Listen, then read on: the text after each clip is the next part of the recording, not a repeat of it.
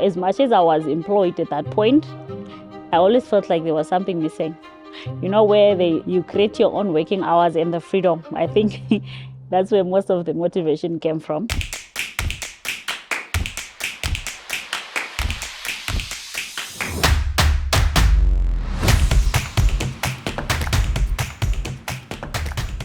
My name is Sima Mlangeni.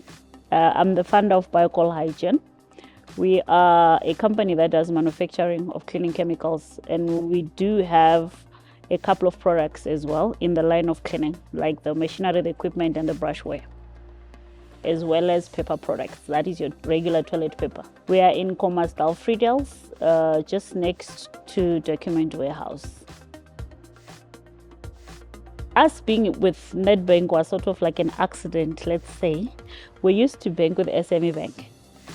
So as we are all aware, they had to shut down. So that was 2017, I think, or 16, if I'm not mistaken.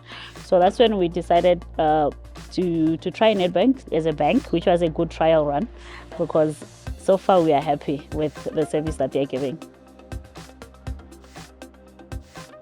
I have a food safety auditing background. I used to work with SI Global, so I was their key accounts manager for Namibia. And while I was in the field, I realized there wasn't much women in manufacturing. There wasn't people of color actually at that point before I started Biocol. So I decided, why not just give it a trial, since I already have the hygiene experience with the audits. So around about that time, 2017 or so, that's when we decided to get into full-time manufacturing. We're a regular cleaner the first 2 years.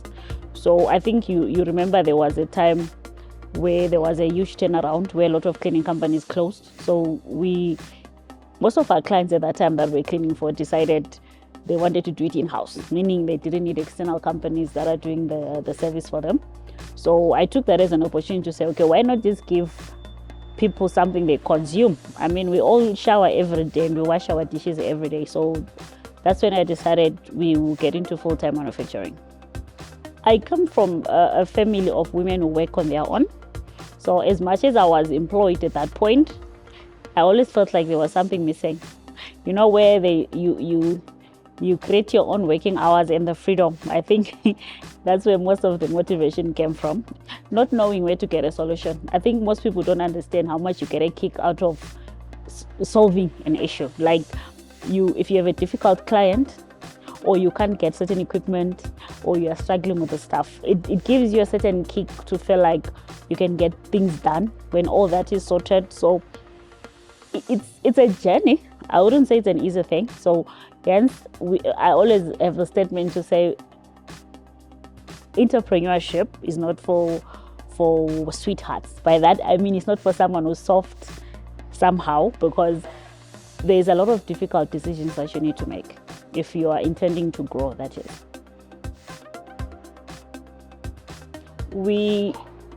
I think with Namibia as a whole, not just me, I think with most SMEs, the challenges we have is we don't get much support from the institutions that have to be supporting us. For example, if you're a manufacturer, you obviously don't have 20,000 a month or 30K a month for the first 2-3 years to pay for a warehouse.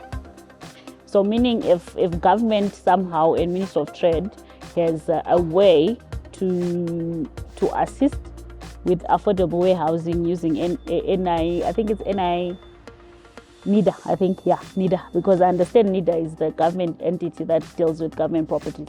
We have to somehow have entities that partner with small businesses for us to be able to get affordable warehousing. If we say we are looking for subsidized water and electricity, we'll be overreaching.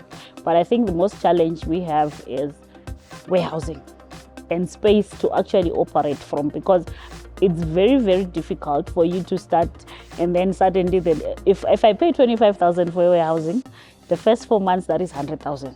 So if somehow I have a way to buy my own space, subsidized space, it makes more business sense for me to grow. But if I'm going to pay 25,000 in rates and water and the rents now, and then I still have salaries, And the other challenge you'll face is you get our big guys, by big guys, I mean the corporates, they never really pay SMEs on time. So your turnover somehow is affected and you are unable to meet a lot of obligations as a business. And at the end of the day, you're forced to shut down. That's why you see that most SMEs don't get to the 2-year mark. It's because of those challenges. I think Nedbank is they are the first financial institution that actually realized our potential, because we never started Bioco from a loan. It was my personal savings actually that I used to start the business. So the personal savings at a certain point are going to run out because with chemicals there is a lot of trials that you're going to do. You need to do a certain batch, and then if you're still new, the batch is not so good, you have to waste that batch, create a new batch. So it costs a lot of money actually. So I think Nedbank understood why, and they were the first to understand why I have no loans. Because most institutions, if you're looking for a loan, they'll say no, you don't have a credit record. But how then do I become a trusted client if I have 20,000 loans? I always believe if I have a clean financial record, it means I'm a good client. So I think their SME division somehow realized you can have a person who start a business with their own personal savings and then get to a point where they're not breaking even. And then that's when the bank has to come in now. It's not, for us, it was not even about, we need a rescue loan. We're not looking for rescuing, we're looking for growth. Not to say, no, we are going bankrupt, now we need financial assistance, but we wanted the funding for us to grow.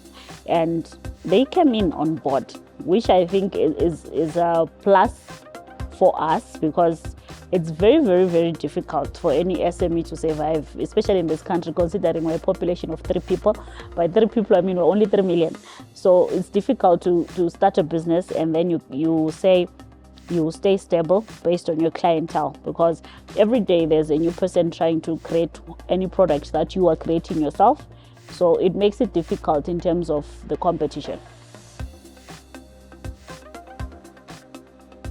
I think I love the follow-ups more, because there are times when your head is everywhere, you can't get things done, and then the reminders, if it's not the 16 emails a day sort of, it's the calls, which will remind you why you need to get something done. For me, it's a very good experience, and the fact that they take their time to understand why you have a certain challenge, and they somehow come up with a solution on how it will make it easier. Because I believe, as much as we say banks are about taking interest, I like the side where Nedbank pays attention to say, you are our client, and if you need help, we're here.